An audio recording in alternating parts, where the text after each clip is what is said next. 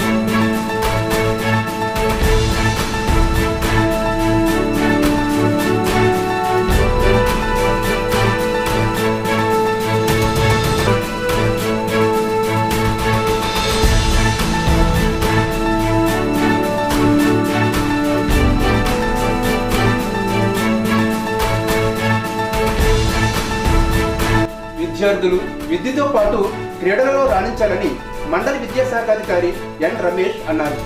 శనివారం అత్తిలి ప్రభుత్వ ఉన్నత పాఠశాలలో ఉమ్మడి పశ్చిమ గోదావరి జిల్లా బాక్సింగ్ పోటీలకు జిల్లా జట్టు ఎంపిక కార్యక్రమం నిర్వహించారు.